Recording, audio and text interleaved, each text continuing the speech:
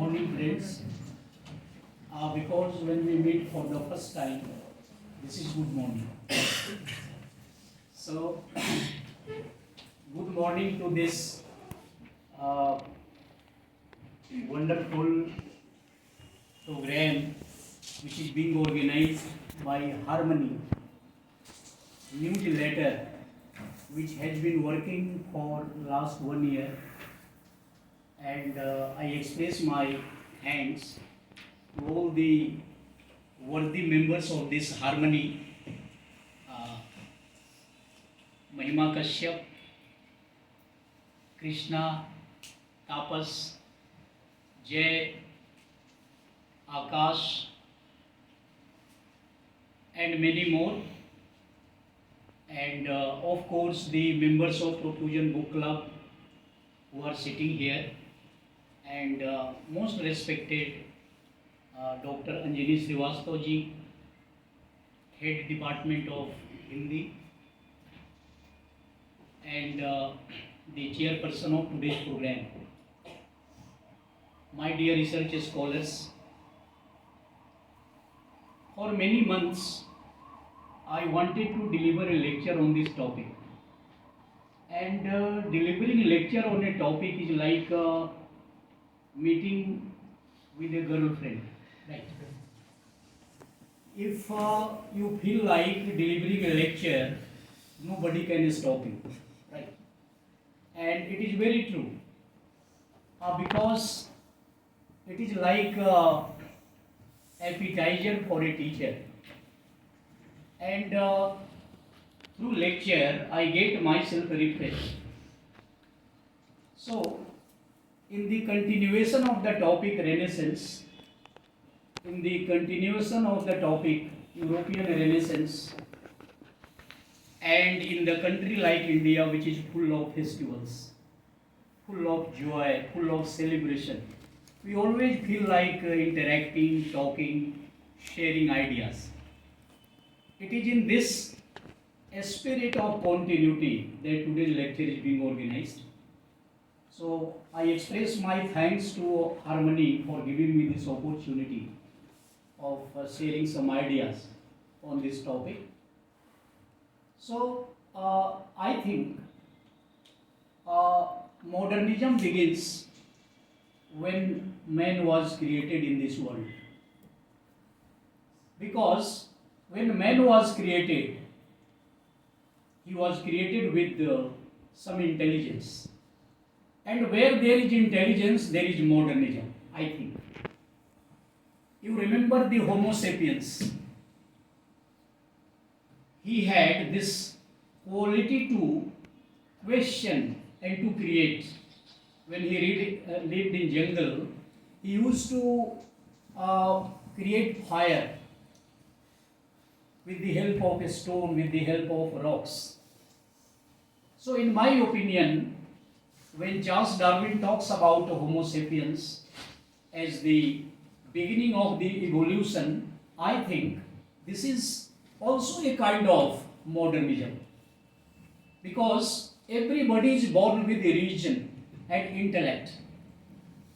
So modernism begins second time when there was a renaissance in literature. I remember a great writer of history of English literature, Emile Leguy, and according to him, English literature begins in 450, and the old age continues up to 1066, and from 1066 up to 14th century, this is middle age, and from 1400 onwards, this is modernism, according to Emile Leguy. What Emile Leguy wants to tell us, that modernism started when man started asking questions. And if you look at Renaissance, we discussed that Renaissance started with asking question. Renaissance started with doubt. Before Shakespeare, in Europe and America, no writer wrote to be or not to be, that is the question. In India, we find in Mahabharata that Arjuna is suffering from this kind of question when he is asking Lord Krishna whether I should fight battle or not.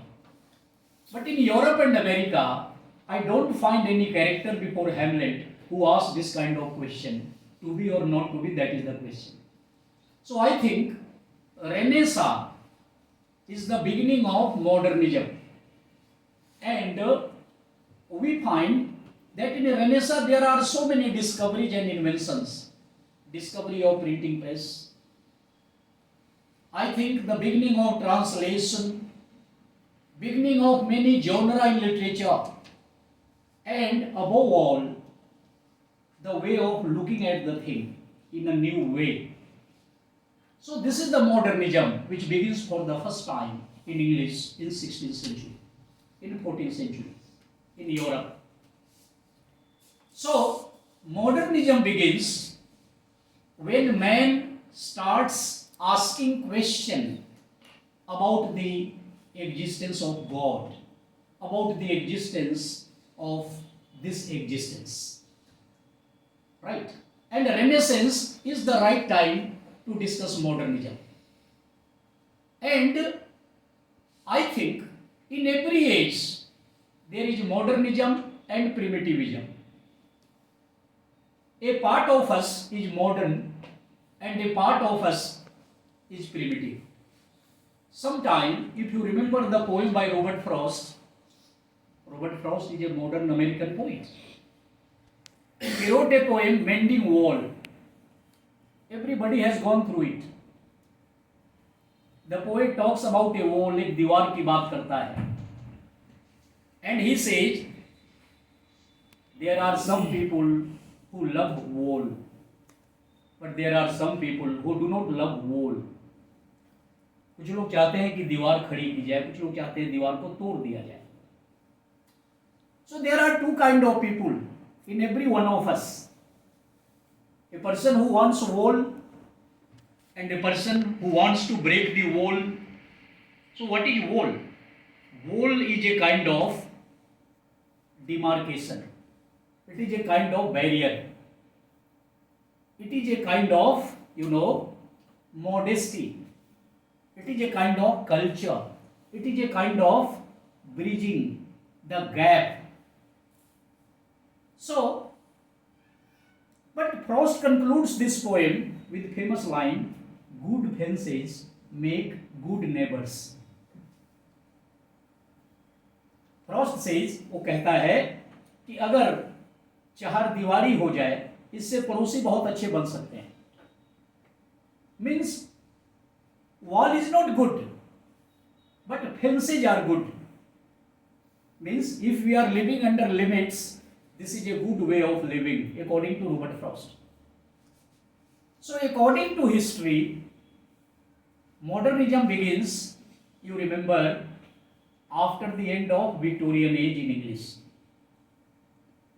In 1900, in the end of Victorian era, we have modernism, that is the beginning time for modernism in English literature. In Europe, if we talk about it chronologically, from the point of time frame. And if you look at 1900, look at the whole world, what is happening in Europe, you find there are writers like T.S. Eliot, like Ezra Pound, like Arthur Symons. A tentative slide has also been prepared and it will help you to understand. So just open the introductory part, that will help. So when we look at the 19th century, we find we have writers who talk about experiment.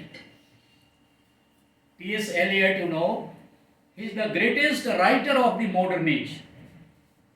Not only as students of English, I think the students of different literature and language of the world read T.S. Eliot.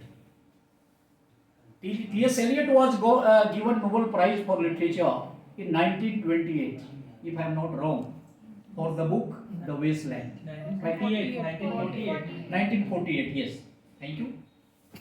So, you will correct me, and sometime I also want to check. Okay. Yes. So, thank you. So, T.S. Eliot, you know, he was given Nobel Prize for Literature in 1948 for his book The Wasteland. And if you look at The Wasteland, if you read The Wasteland, I don't find any poem in last 100 years.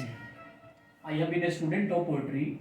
I didn't find any poem which has everything in it like The Wasteland.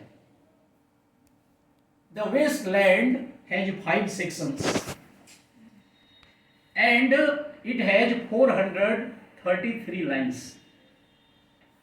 In the beginning it had about 1000 lines. Now imagine if the poem had 1000 lines, what would happen to the readers? It is very difficult to read The Wasteland today because one line needs many weeks to discuss. Every line is, ironical. Every line is paradoxical. And no line is direct. Every line is indirect, full of reference.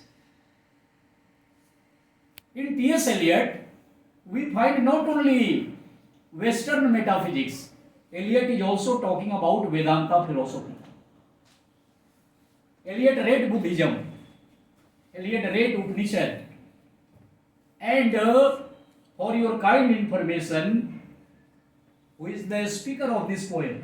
Tiresias. सूत्रधार कौन है इस कविता का? Eliot has taken this character from Greek mythology, Tiresias.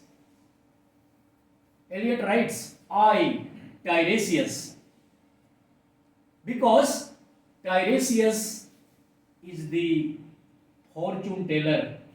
Tiresias is the astrologer. Tiresias is the sage who was living during the time of Sophocles. Tiresias is the person who had seen the world as a man and as a woman.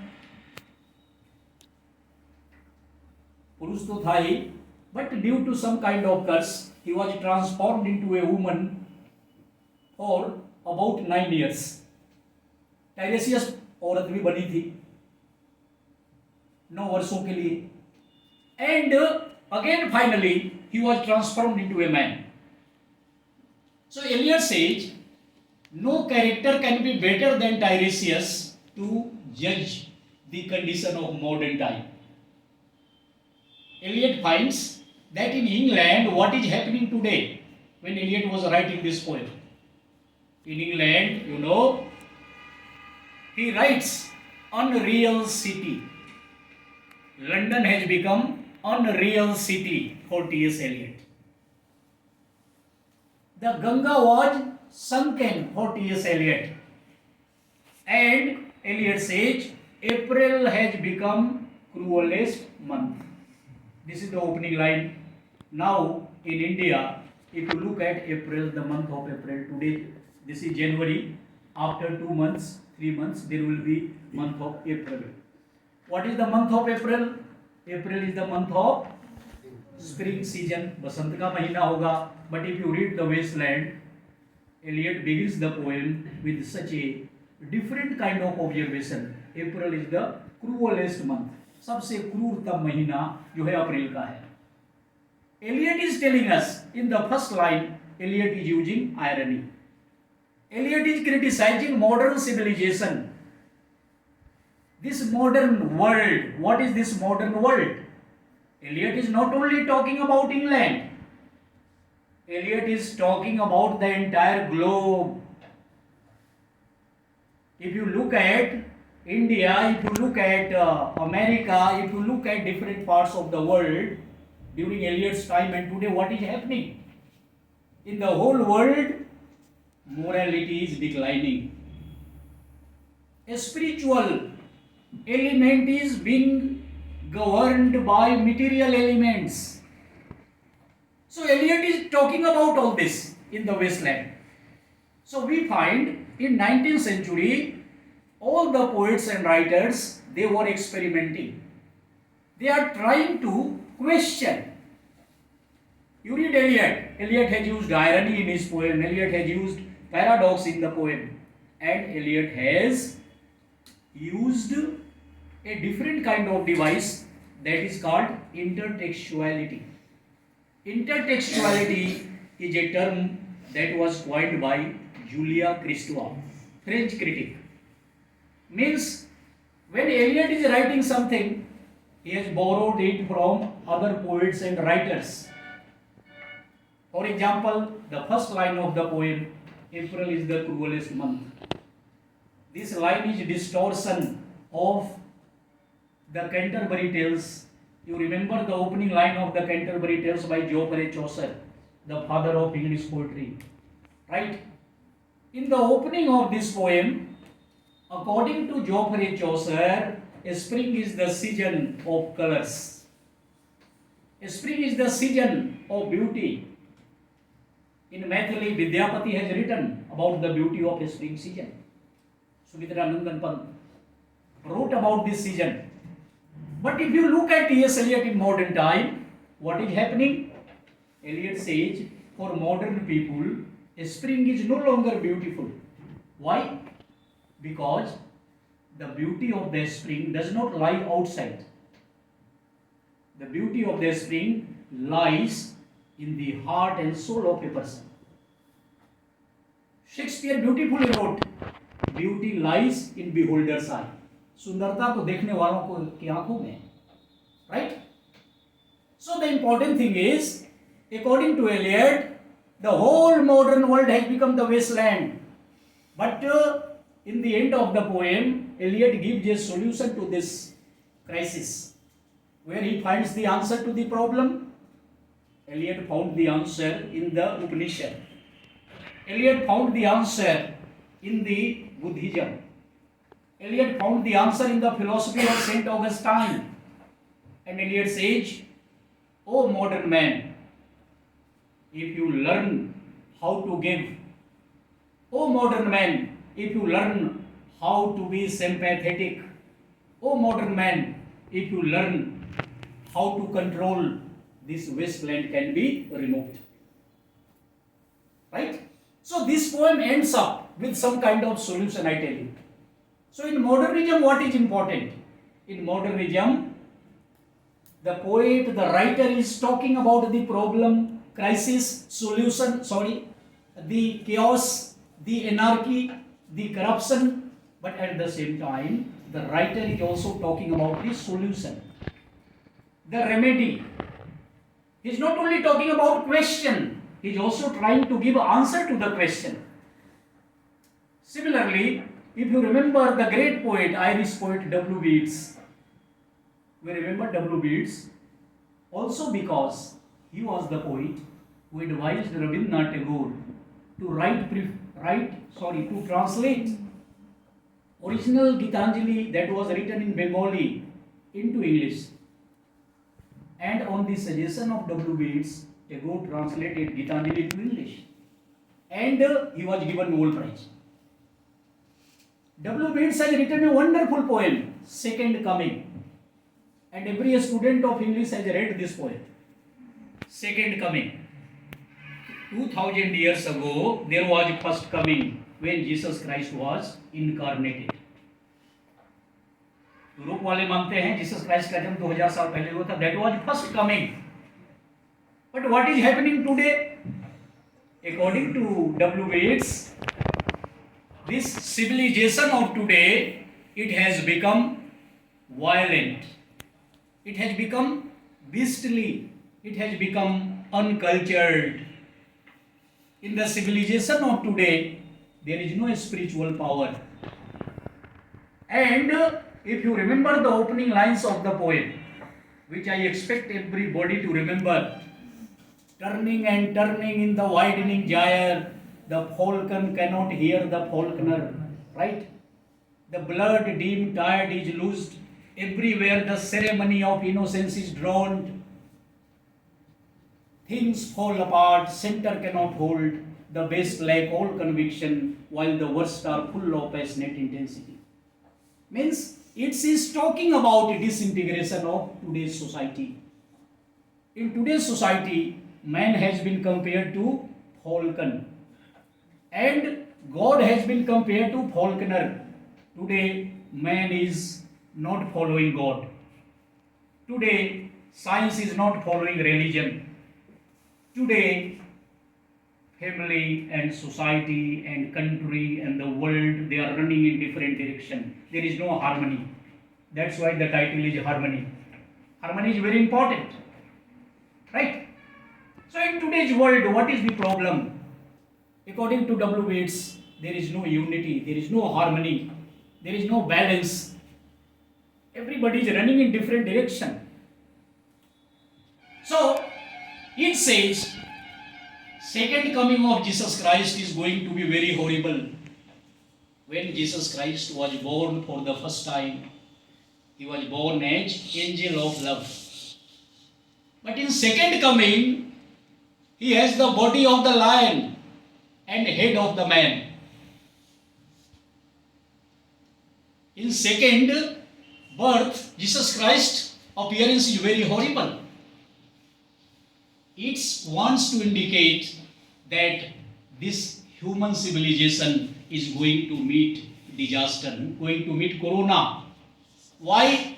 Because body is animal and head is human. So what is this structure?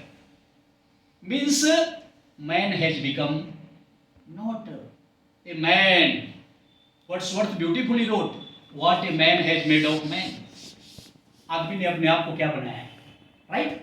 And that's why Chinese philosopher Confucius, he was always walking with a lantern during daytime. दिन में लालटेन लेके चलता था. And when Chinese emperor asked him, Confucius, what are you doing? He answered, I am looking for a man. Right? So it is very difficult to find a man today, right? Because man has become beastly, man has become a rapist, man has become dangerous, man has become worse than animal today. So you read any poem, you read any novel of today. For example, if you read the novel by James Joyce, I want everybody should read. And Finnegan's Wake, Ulysses by James Joyce. This is a wonderful novel, I tell you. And in modernism, what is important? Modernist writers, they want to make experiment, प्रयोग करना चाहते हैं.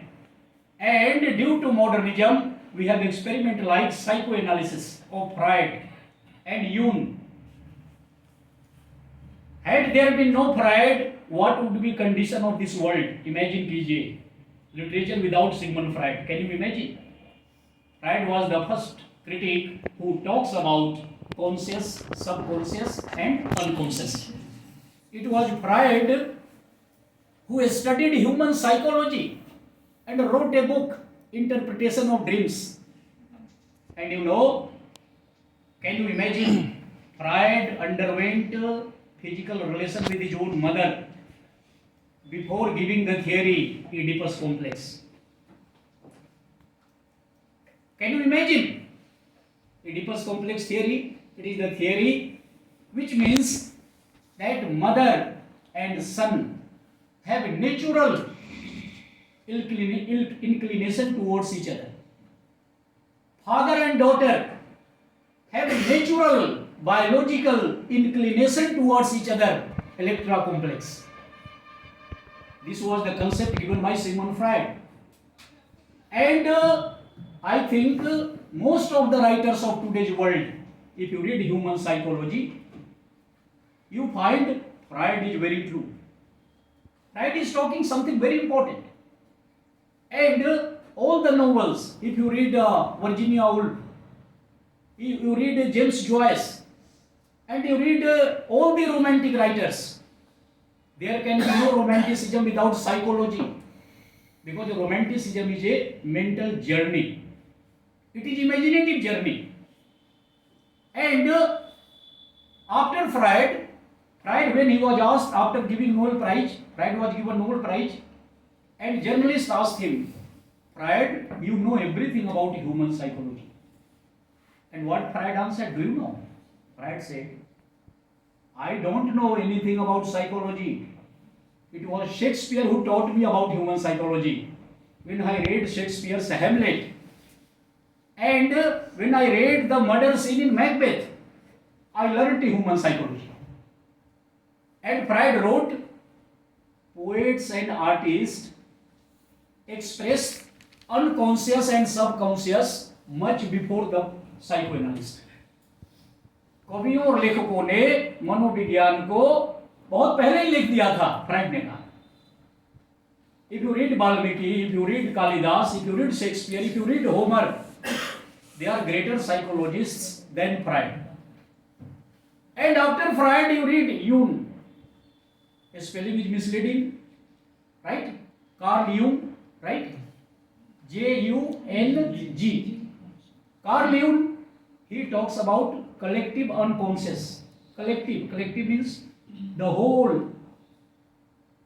According to Carl Jung, if you are living abroad, if you are going to America, if you are going outside your home, what is happening? You have the problem of alienation, you have the problem of existential crisis, and you remember your own people.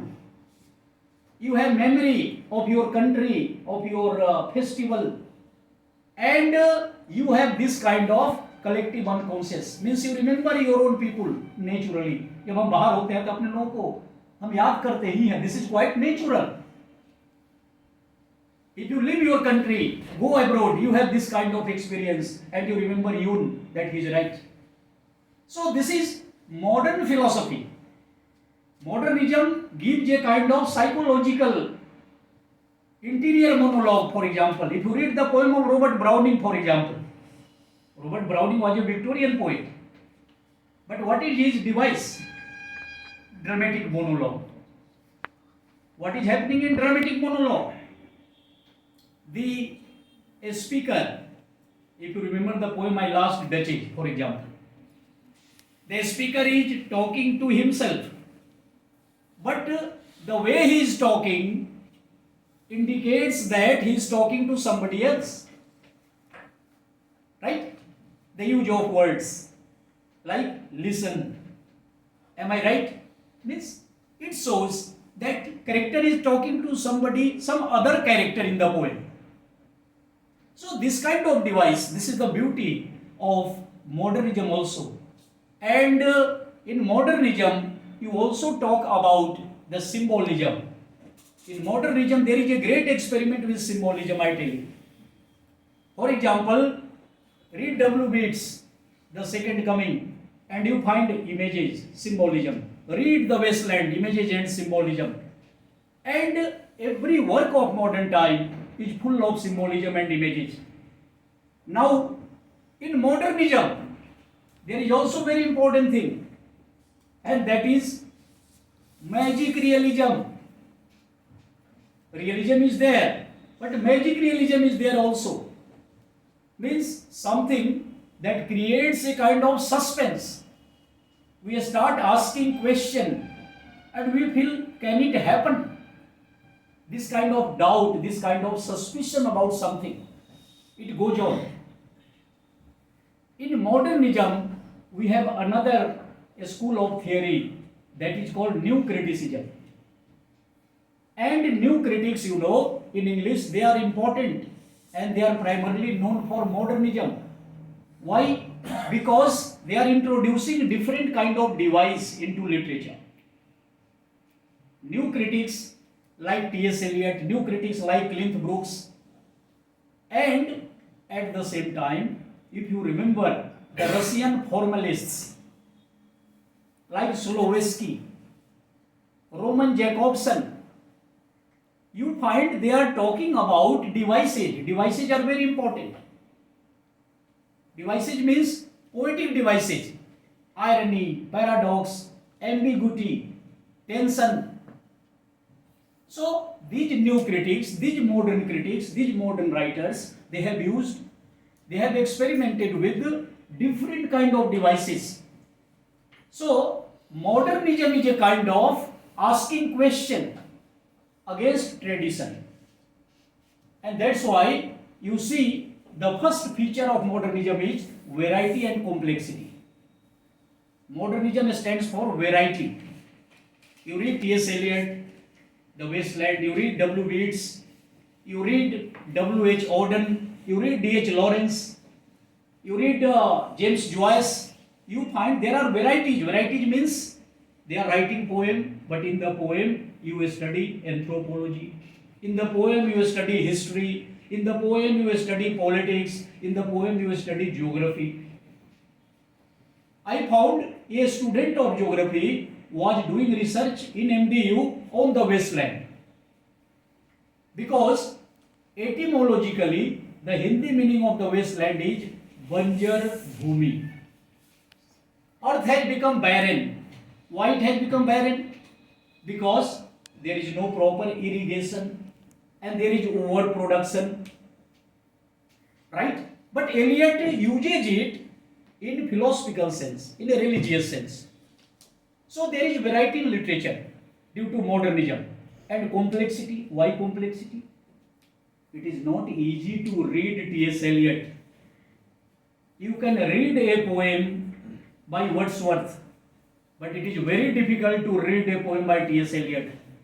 You cannot read and you cannot enjoy, you cannot understand the wasteland. Why?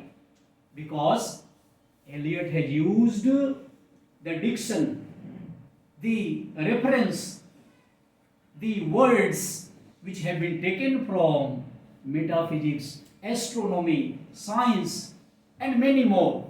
It is complex for understanding for students. So complexity is also there. Innovation is there, experimentation is there. Means they are experimenting. They are making new experiment. Right? And break with tradition means there is no traditional quality of writing in modernism. If you read modern writer, for example, if you remember Brecht, the German critic, Brecht has given a very famous theory of epic theatre. So, what Brecht is doing? Brecht is trying to give new definition of plot. According to Aristotle, plot is a format of a story that has beginning, middle and end. But according to Brecht, the story has neither beginning, nor middle, nor end. According to Aristotle, the end of tragedy brings about catharsis.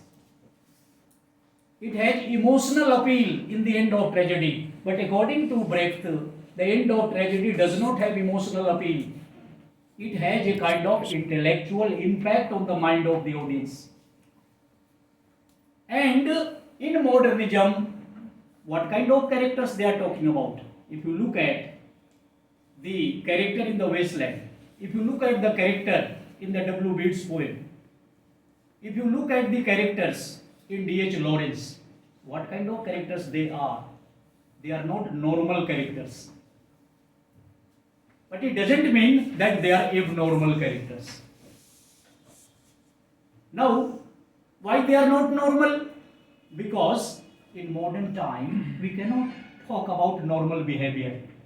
Because in modern time, people are cut off from religion. People are cut off from morality. People are cut off from roots. When we are cut off and isolated from roots, it is very difficult to behave normally. Right? If you remember the famous German philosopher Nietzsche, I think everybody heard about him. Spelling is very difficult. Nietzsche. Nietzsche. Nietzsche has written a famous book, The Birth of Tragedy. And he has also written a very famous book, The Death of God. According to Nietzsche, God is dead.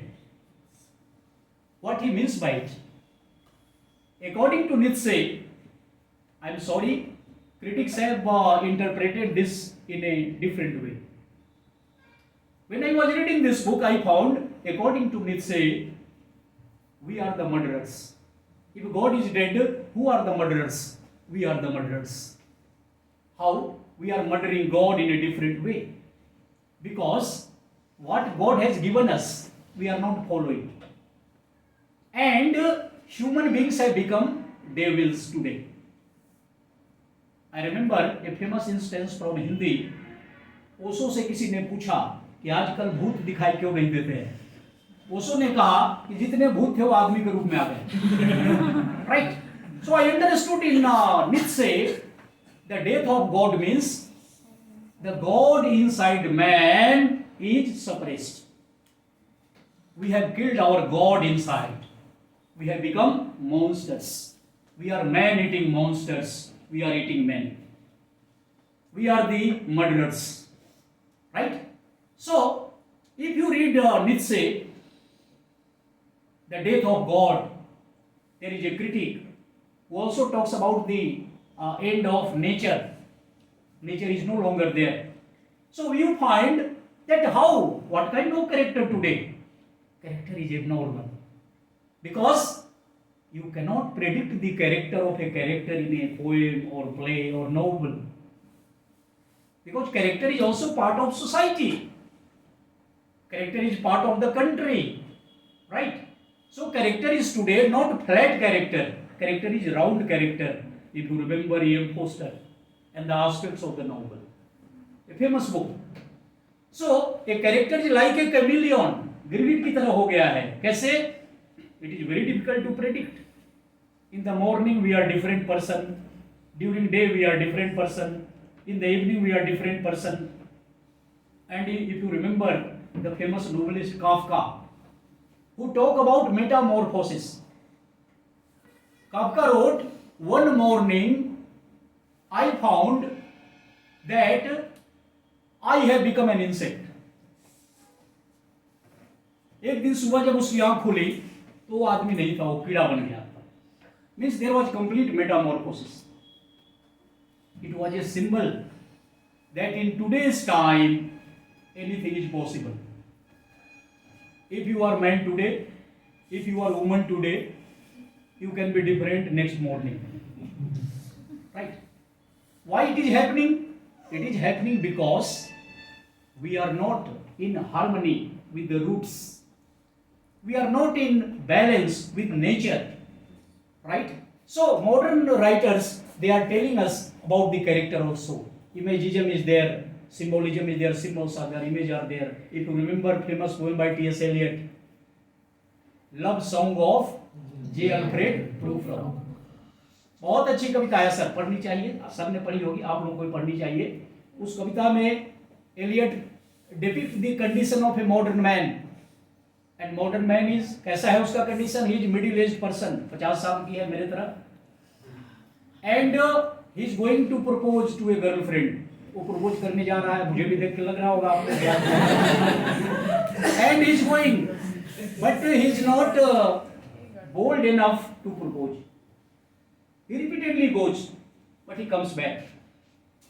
Eliot tells us he is a modern man, and the condition of a modern man is not natural. He is artificial. He is like a patient in hospital. His condition is like a patient in hospital under the influence of ether. Conscious but conscious of nothing. Eliot ने लिखा है, इसी तरह से नशा देने के बाद ऑपरेशन से पहले उसको इथेराइज कर दिया जाता है और उसके बाद वो बेहोश हो जाता है, फिर उसको होश आती है.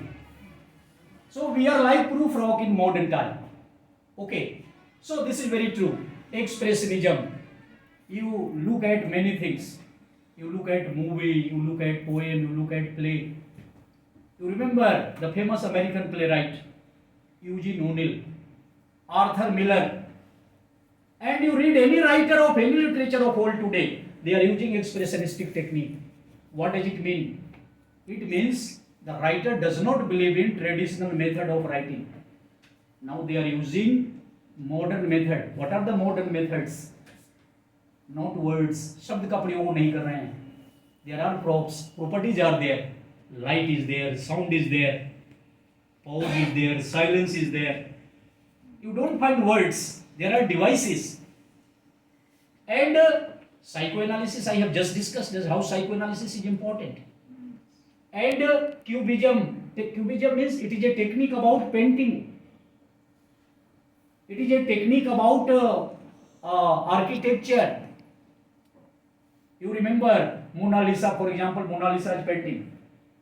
If you look at Mona Lisa, everybody is in confusion that Mona Lisa is looking at him. In fact, Mona Lisa is looking at none. This is the beauty of the painting by Leonardo da Vinci. Thank you, Leonardo da Vinci. So you find textuality. Every modern writer talks about the work. For modern writer, history is not important. For modern writer, background is not important. For modern writer, the biography is not important. All the modern writers, they are basically talking about the text. If they are talking about a poem or a novel or a drama, they are only talking about the text. They are not talking about the writer at all. Writer is not important. Author is not important. Text is important. And in text, what is found? In text, all these things are found. In text, variety is found. In text, image is found. In text, symbolism is found. Right? So there is nothing beyond text for a modern writers. So text is the beginning and text is the end for a modern writer. Am I right? So what is modernism? So modernism is a kind of innovative, new. Krishna has already mentioned, Pound has given a phrase to make it new. I remember Alexander Pope, who has written in a beautiful couplet, he has defined what is true wit. True wit is nature to advantage dressed, what oft was thought but never so well expressed. हमने पढ़ी है, बोतल नई है, शराब पुरानी है ना? Means the content is same and container is different. So literature does not talk about new thing or new idea always. Literature talks about old things in a new way. Are you getting my point? If Shakespeare writes about love, he will write in a different way. But if T.S. Eliot writes about love, see what Prufrock does. So writer is determined by the age. Age is important. Okay, place is important. If you are writing about love in Europe, your definition will be different. If you are writing about love in North India, definition will be different. So place is also important, right? So modernism is also known by another term, avant-garde. Avant-garde, it is a French term and it means new movement. Modernism is a new movement, right? And it has spread the whole world in 19th century and up to Second World War, up to 1940, 1945, we have this modern age. And you find it, this is a kind of style, this is a kind of movement against tradition, right? So, if you read T.S. Eliot, his famous essay, Tradition and Individual Talent. Tradition means परंपरा क्या होती है? Something that is old. But according to Eliot, the part of tradition which is relevant today is tradition. So Eliot looks at tradition in a modern way, right? So modernism is a way of looking at the thing in a new way. Modernism is innovation, navinata, navin drishti. So that's why I began my lecture. Renaissance was the beginning of modernism, because in Renaissance people had courage to look at the thing in a new way, right? Krishna, next slide. So what is the consequence? What are the offshoots of modernism? What we got from modernism? We got these things. We have great theory, we have great philosophy after modernism. The first is structuralism, right? Because structuralism, it is a matter of language. You have read socio, right? Some married people pronounce it sasur, right? It is socio, right? And psychoanalysis we have already seen. Freud, Jung, Lacan. Feminism, Nari Vimarsh, Wollstonecraft, Wollstonecraft, American critic, who wrote Vindication of Rights for Women. Wolf, A Room of One's Own, and Beauvoir, Simone de Beauvoir, The Second Sex, who wrote A Woman is Not Born, rather she is made a woman in society. औरत जन्म नहीं लेती, औरत को समाज में बनाई जाती है, right? So all this thing, you know, this is the result of modernism and formalism, means new critics, T.S. Eliot, I.A. Richards, and Russian formalists that I have just discussed with you, right? So we find in different area, whether you talk about women empowerment, feminism is there. Psychological exploration, psychoanalysis is there. If you talk about language, structuralism is there. According to socio, what is literature? Literature is expression of signifier and signified, right? And socio, although he was a structuralist, but he also said something very important, that language is arbitrary. This arbitrariness will lead us to postmodernism, right? So, Saussure says पूरे साहित्य को हम भाषा में व्यक्त कर सकते हैं, और भाषा क्या है? Signifier and signified. But Saussure has written something very important. Language is arbitrary. Arbitrary means something without logic. For example, if you use the word kill, K-I-L-L, for terrorist, killing means killing of human beings, damage of property. But for a romantic person, if I use this word, she killed me, the word killing has become different meaning, right? So the meaning of the word does not depend in the word. The meaning of the word depends on the context, on the situation. It is called arbitrariness. One day I was looking at the word mango. For example, the word love is very dangerous. When I started speaking about it, there was a joke in my throat, right? Krishna, give me water, please. He always creates situation of problematics. Why are you making delay? Hot. Okay. Okay.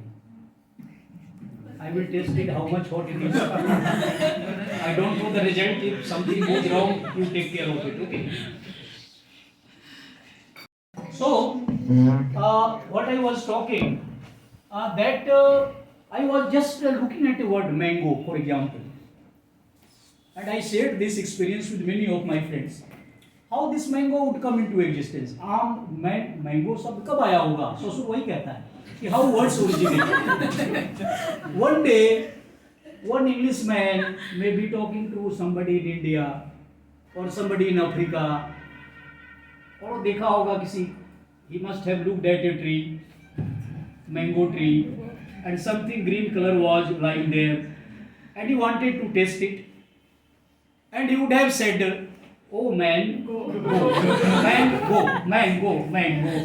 It became mango. So this is how it is very difficult to say why, when, which word was formed. Formation of words is a very complex process. So Saussure is saying something very true, right? And that's why he used the word arbitrary. Arbitrary means when we accept something out of convention, out of arbitration. जो पंचायत में चीज तय होती है, that is called arbitrariness. It is not logical. If I ask you a question, why dog means an animal which barks at night? Dog means kutta, but why dog means kutta? Nobody will answer this question. So Saussure says the meaning of a word is arbitrary, right? And this is the thing that will take us to discuss the new theory, that is postmodernism. Krishna, come forward, and which is very, very important because postmodernism begins where modernism ends, right? There is not much difference. It is something like, what is the birth of love and what is the birth of hate? It is very difficult to say when and how love is born in human heart and how hate is born in human heart, right? Love and hate both are a kind of simultaneous process. It is relative, right? So this term, the great American philosopher Arnold Toynbee coined the term postmodernism, right? And after Second World War, we find this word in fashion, postmodernism. Of course, just as from modernism we discuss structuralism, so from postmodernism we also discuss post-structuralism, because structuralism means language. And in postmodernism we have what is happening. Now I told you, Saussure says language is arbitrary and meaning of language does not depend upon words. Meaning is something very difficult to understand, and this is where we have to be very alert. We can understand modernism because in modernism, writer talks about problem, writer also talks about solution, but in postmodernism, dear friends, there are only problems. There are no solutions as far as European literature is concerned.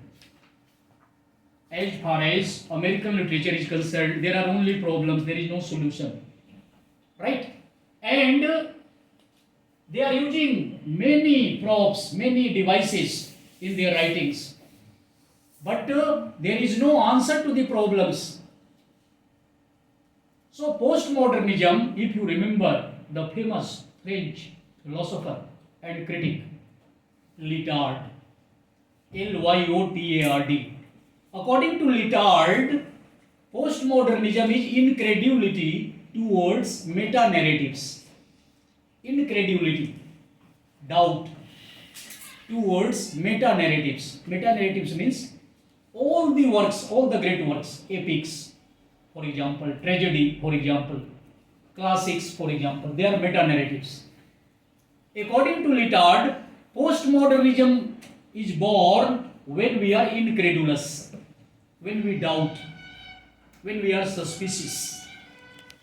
Right? You remember, after Second World War, what was the condition of the world? After Second World War, in the whole world, capitalism. For some time, the world was bipolar. American and USSR. USA and USSR. Bipolar world was there. And after the disintegration of Russia in 90s, what happened? The world had become unipolar. America superpower. Now, China, which considers itself to be a socialist country, what China is doing? China is spreading imperialism. Now, what is the problem in today's time for thinkers, for philosophers, for writers? Where to find answer to the problem of existence? If you write literature, because literature is, why are we writing literature? Why are we writing poem? Why are we making movie and films? The purpose of literature and art is both to entertain the people, at the same time also to teach the people, to give some message. But in postmodern time, what is the solution? There is no solution anywhere, especially in Europe and America, I am telling you. Why? Because society has been fragmented. In society, what is happening? One person is sitting at the top, and everywhere there is marketing is going on. Liberalization, capitalization, privatization is going on. Where is individual freedom? Where is family? Where is society? Where is common man? Where is natural balance? Where is nature in postmodern time? So, in 60s, a great American sociologist, Daniel Bell, he wrote the famous book, End of Ideology. End of ideology means in today's time, there is no ideology, there is no philosophy, there is no theory which can give some kind of solution, some kind of solace, some kind of comfort to the humanity. And he was totally disillusioned. He had lost faith in humanity, and he said, in literature, in science, in philosophy, there is no solution because society, religion, and metaphysics, they are totally isolated. There is no harmony between human nature and society at all. Right? And everybody, what is happening? Everybody is asking question. I am not talking about India today. We are reading European literature, sir. We are teaching reading American literature, British literature, European literature, and what we find? We find the characters in a drama, they are meeting every day, they are long friends, but every time they ask, who are you? For example, if you read the famous writer Samuel Beckett, he was given Nobel Prize for his masterpiece, Waiting for Godot. Wonderful play. One day I asked one of my students, have you read this play? He said, no, I commit suicide today. Why didn't you read this play? What is happening in this play? This is a play of 49 pages. And about 20% dialogues are non-verbal, silence. Both friends, Vladimir and Svegan, they are meeting every day. They have been living together for a long time. But when they meet, Vladimir asks, who are you? Svegan said, you don't know me. Then he asks, where did you come from? He's more confused. Then he asks, what is this place? We met yesterday at the same place. This is a tree. What is this tree? Tree is in the earth. What is this earth? Means the point is, they are trying to know what is happening in today's time. In the next day, Svegan asks the same question to Vladimir, who are you? Means they are asking. The whole play is about asking question. And another character says, your question cannot be answered by me. Godot will answer your question. And then they say, what are we doing here? They say, we are waiting for Godot. Because Godot will answer our question. Then they are talking about society, they are talking about humanity, they are talking about cruelty, they are talking about anarchy. And this is the play of two acts. The play ends without any solution. We are waiting for Godot. Godot does not come. When Beckett was given Nobel Prize for this book, journalists asked him, who is Godot? Everybody asked. Beckett answered, had I known, I would have told in the play. मुझे पता होता तो मैं play में बताया होता ना. The point is, postmodernism is about the question whose answer we don't know. Because postmodernism discuss about basic question of existence. Who are we? And you know, postmodernism starts from a new philosophy, existentialism in Europe. If you remember Camus, Camus, Camus says, this world is a strange place. We are strangers to this world, and everybody is a victim. Right? Sometimes I wonder when I see young boys and girls, and they are very happy, I laugh at them. Why they are happy? Because they are busy with physical love. I tell them, no, nothing to be happy in this world. Because when you think about the existence, you will be unhappy. Because according to existentialism, if you read Camus, if you read Kafka, if you read Heidegger, you read Harold Pinter and Samuel Beckett, what they are writing? They are writing this world has become absurd. Absurd world this is. Without meaning. There is no meaning in this world. Because there is no institution in this world. There is no ideology in this world. And the world is running without any end. There is no end of this world. There is no meaning of this world. Sometimes I call this campus postmodern campus. Our campus is postmodern because there is no boundary. Right? Anybody can come and kill us. No safety, no boundary. Right? It is postmodernism. Where there is no boundary, where there is no control, this is called postmodernism. I am not talking about physical control or political control, dear students. I am talking about existential control. And I remember Derrida, a very famous post-structuralist, when he came to JNU for lecture, he came without paper in his hand. Journalist asked him, how would you deliver lecture on deconstruction? Derrida answered, deconstruction means the denial of any construction. Had I come here with paper, it means it would be construction. Right? Because I have to speak on deconstruction, so why paper is needed? I am what I am before you. Right? So, deconstruction, Derrida talks about it, and Derrida says, there is nothing beyond text. There is nothing beyond the language. Now the question is, if you have this kind of observation, then what is God? What is religion? What is man?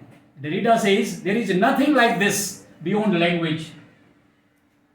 And everybody has to find meaning in the text. And meaning lies in the word, which is absent in the text, not present in the text. For example, if you look at the opening line of the Wasteland, Wasteland की पहली line क्या है? April is the coolest month. This is not the meaning of the text. According to Derrida, the meaning of this is something different. Means absent. जो यहाँ दिख रहा वो meaning नहीं है. Meaning is absent. And for this, Derrida has given a concept.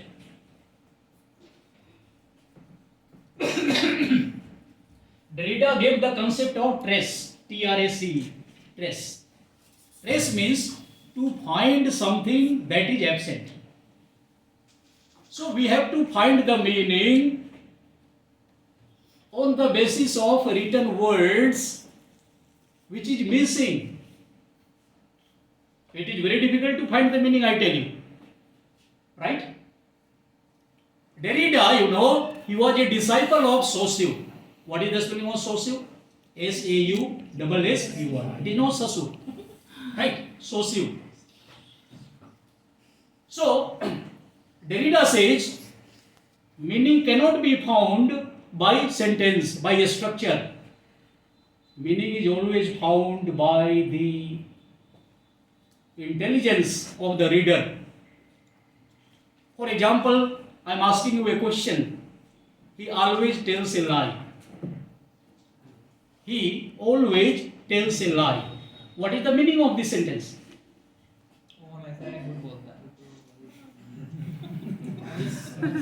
Once I asked somebody, कहाँ से बोल रहा हूँ? तेरा मुंह से बोल रहा हूँ.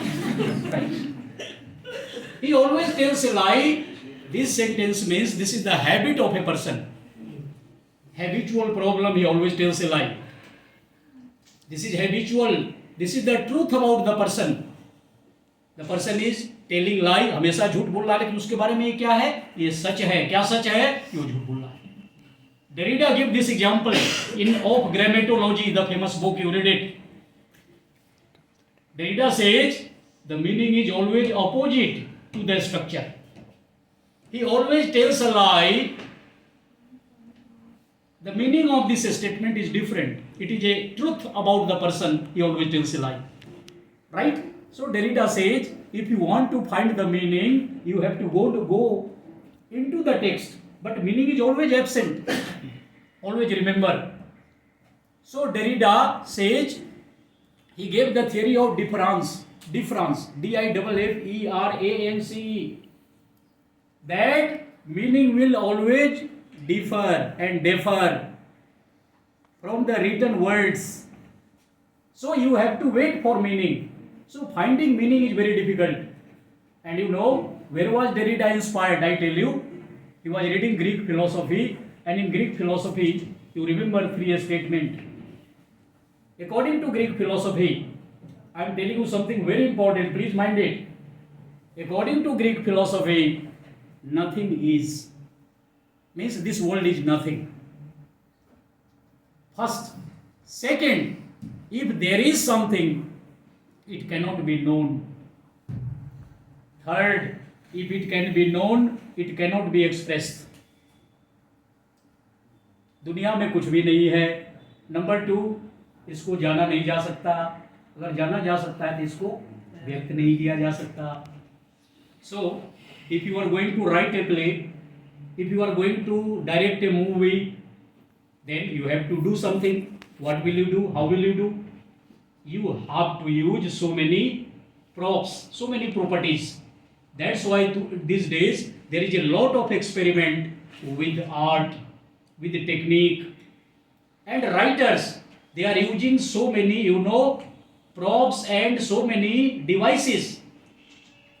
For example, the postmodern critic Baudrillard. Baudrillard is a famous postmodern critic. He talks about simulation and simulacra. Simulation. He talks about Disneyland.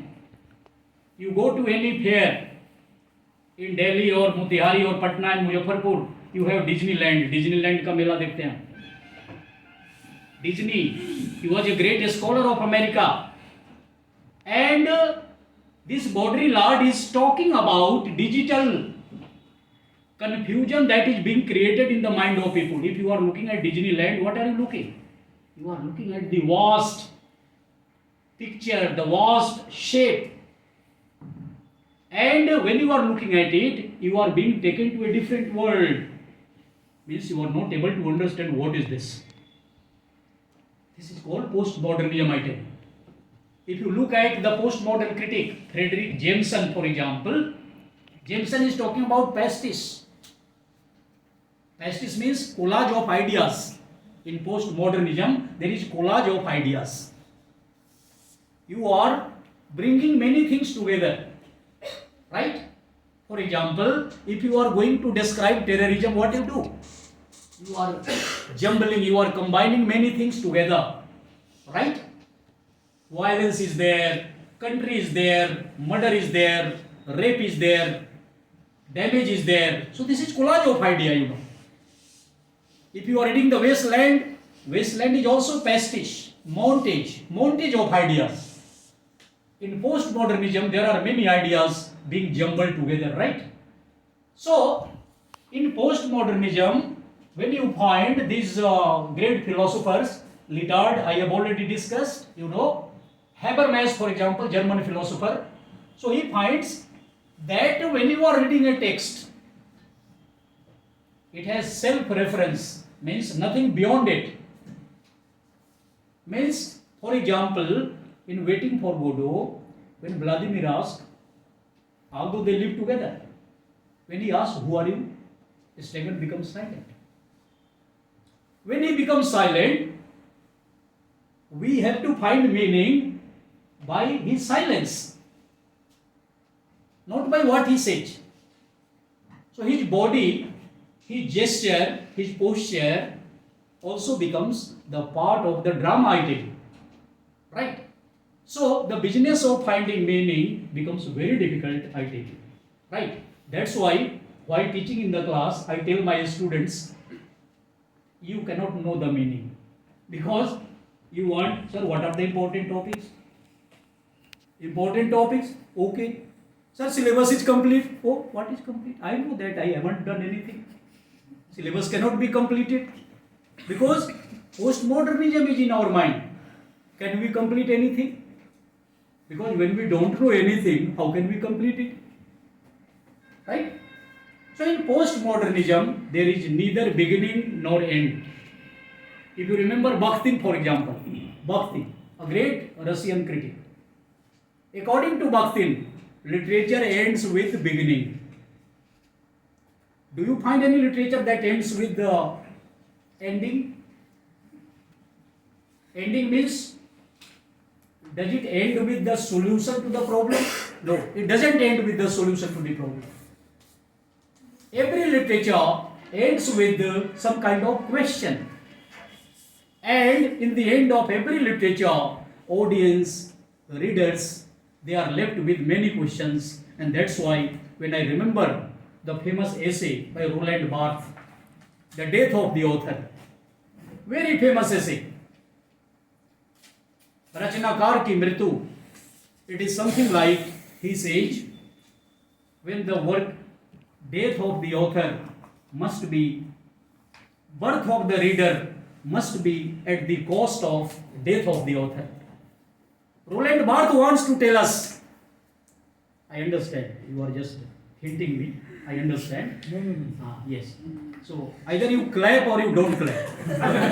His condition is like postmodern. Right. He wants to clap but he cannot. You are not middle-aged person like me. So why do you behave like proof frog? Right.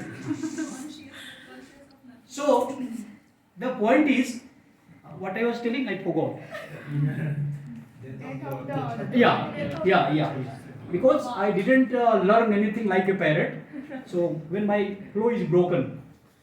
So in Death of the Author, Roland Barthes says that if you remember T.S. Eliot, of course Eliot also says that every art is impersonal. Every poem is personal.